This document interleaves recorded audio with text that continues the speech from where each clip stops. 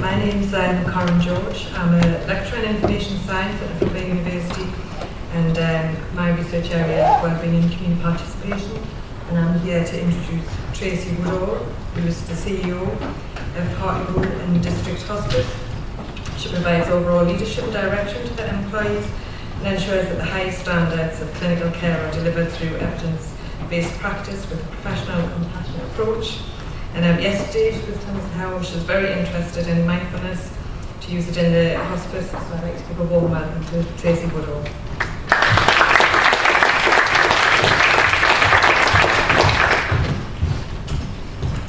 I'm going to have to stop going last because it's far too difficult to follow people like that. So let's see if I can do some justice to what we perceive as compassionate care. I was asked to do this, and at first I thought I would talk to you about a project that we've been delivering around anxiety-related breathlessness, but then I thought, no, let's just go back to the roots of what compassionate care means. And yesterday, where's Dan? Oh, there.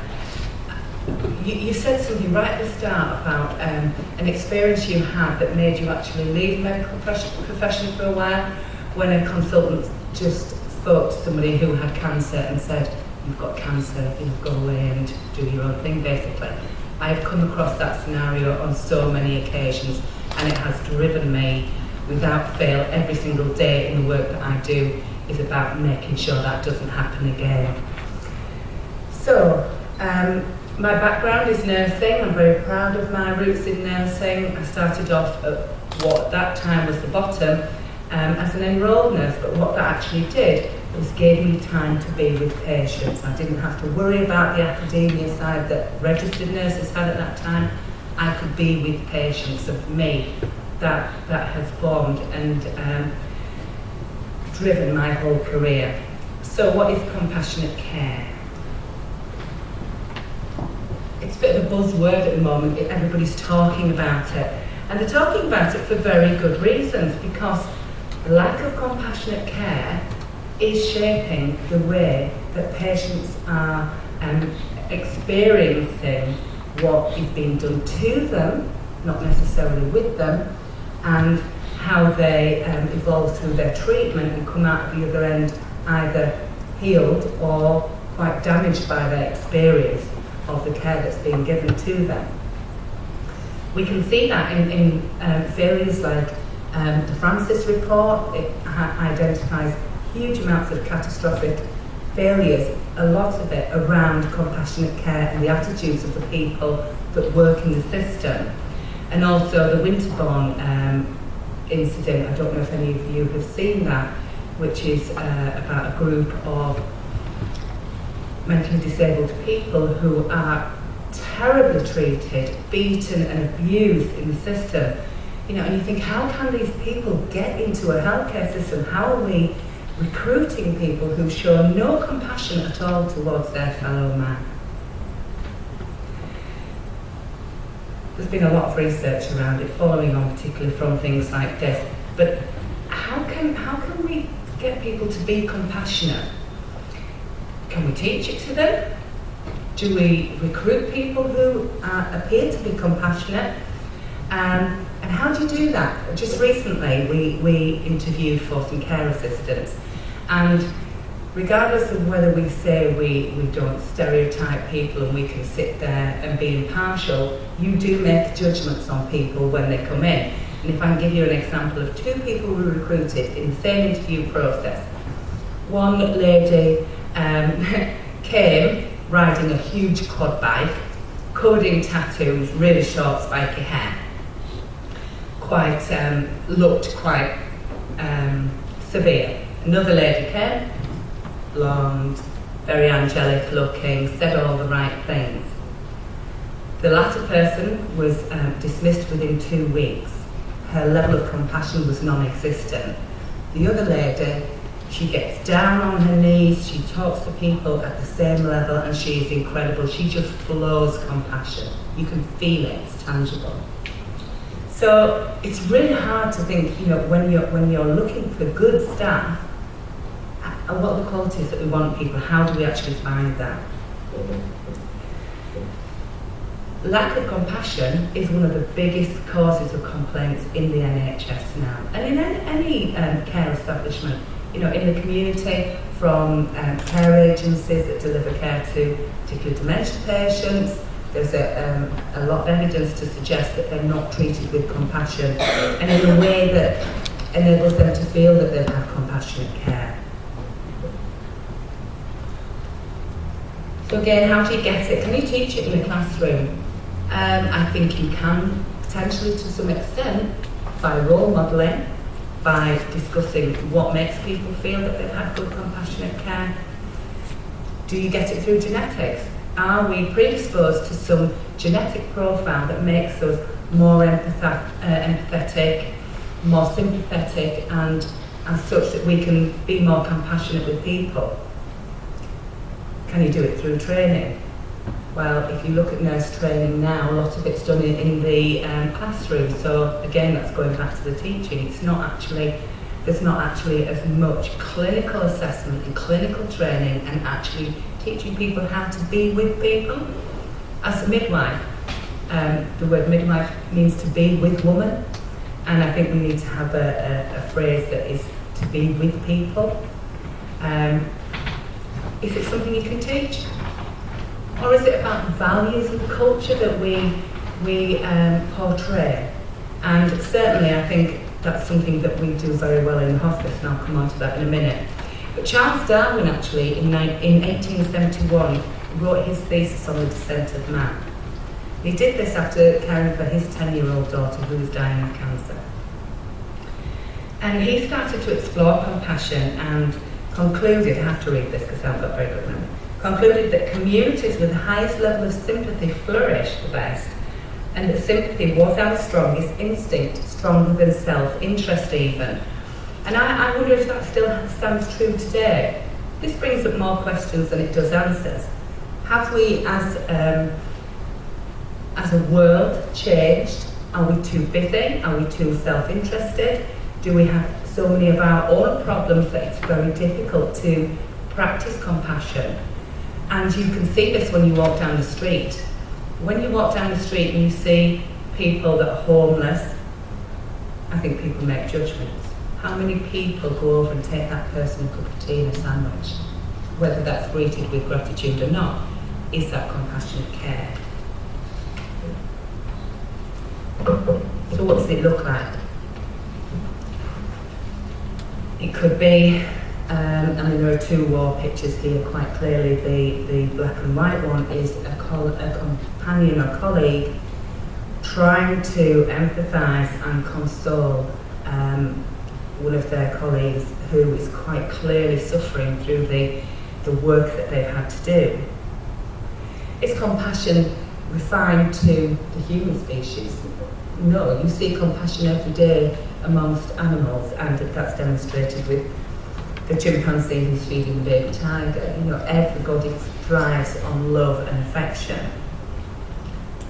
And then the two gentlemen at the top, quite clearly this man is so distraught, and just being there, just being with somebody is incredibly helpful. And then again the picture of the soldier who is doing his job, but he's also compassionate about the outcome of the things that he has to do. There's so many pictures you can put up to depict compassion. So, what is it? I'll let you read this by Christina, and this was a paper I read. So if we think, just try to put yourself in a busy NHS ward, you've probably got 30 patients, people are coming in, they're being admitted, they're going to theatre. You've got maybe two registered nurses and 2 or 3 care assistants, and they're having to sort out all these patients. Patients are coming back, they're needing observations doing, they're needing drugs doing. It's very busy and it's very hectic. Do people have time to sit and hold the hand with that person who's going to theatre and saying, are you okay? Are you worried about anything? What can I do to alleviate your worry?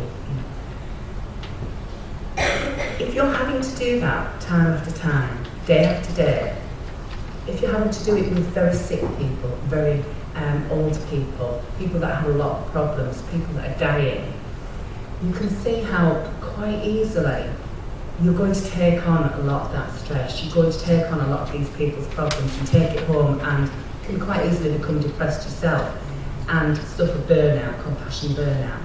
So how do we mitigate against that? How can we help the staff now who, through no fault of their own, I don't believe anybody goes into the nursing or the medical profession to be discompassionate.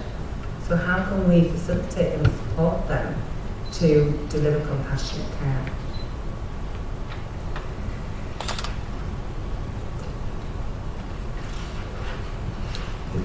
So, hospice care. I left the NHS in 2008, became very disillusioned with what I was experiencing, and actually whistle blew against the NHS for what was completely uncompassionate care, and I thought, I cannot work in this environment anymore, but I am very supportive of the NHS. You know, it's part of who I am and what made me the manager and the person, the leader, and the friend and the companion, and the person that will sit with a dying person and hold their hand. The NHS made me into that. In the hospice, as I said yesterday, not everybody comes in to die, but a large proportion do. Now, if we just think about a scenario. So, if I could use you as an example, I'm just going to do 2 examples of an admission. So let's say you're a 30-year-old lady, you've got 2 children, a 5-year-old and a 4-year-old. You haven't got a partner, you're in an abusive relationship, your parents are very elderly, so you're really on your own with your children. You've been diagnosed with a terminal illness and you've got 3 months to live.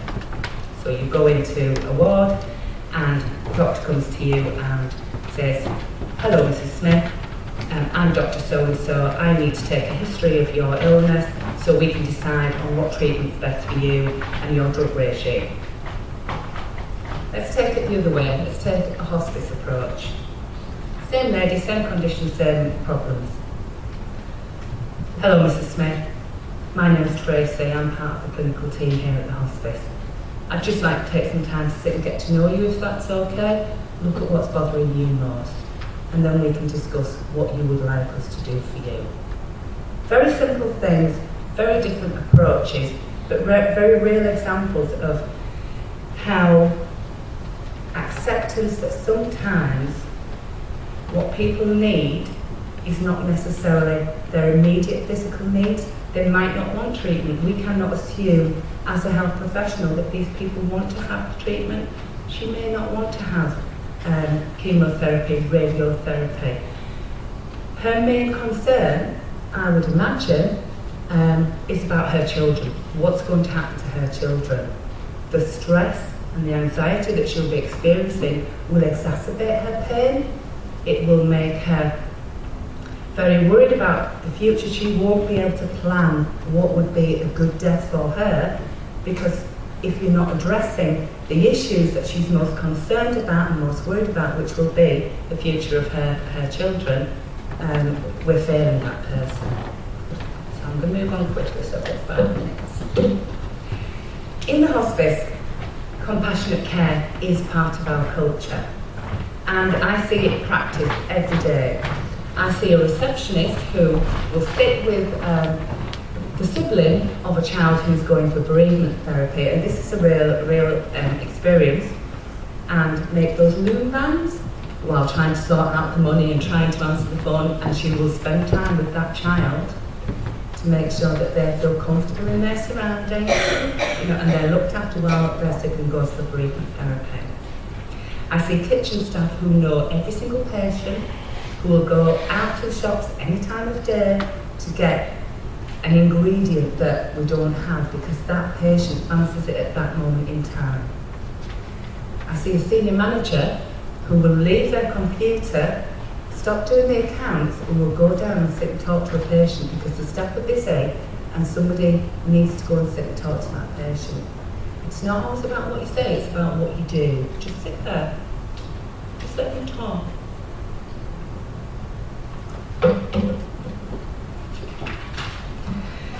Picture of a horse. This is a man we had And again, compassionate care is about respecting what they want, not what we think they want. You would imagine this gentleman would want to see his family for the last time. No, he didn't.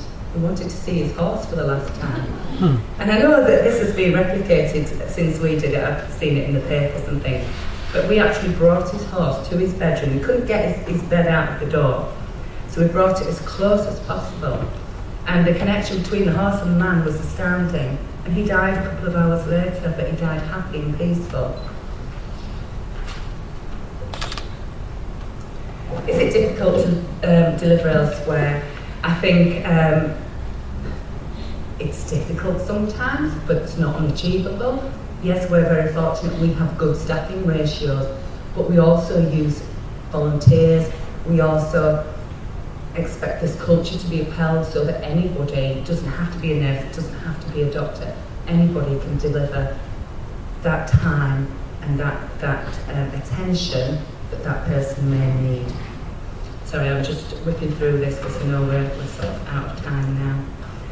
I think many professionals fear the attachment that comes sometimes with compassion, and even though we see people come in and we die every day, people will still get attached to certain patients. You know, it's human nature. There's always going to be that one person that you click with, and it can be quite upsetting when they die.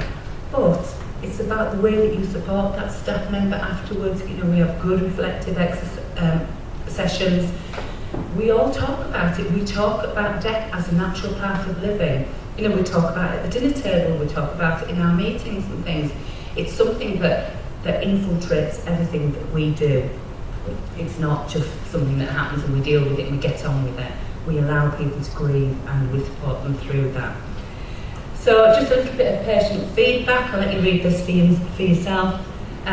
These are some of them from patients, but also from patients' relatives, to say what the experience in hospice has meant to them.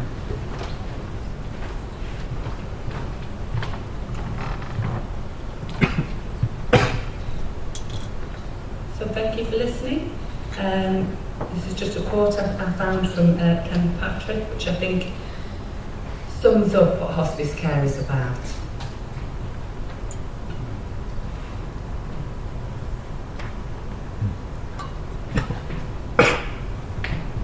It's compassionate care in a nutshell.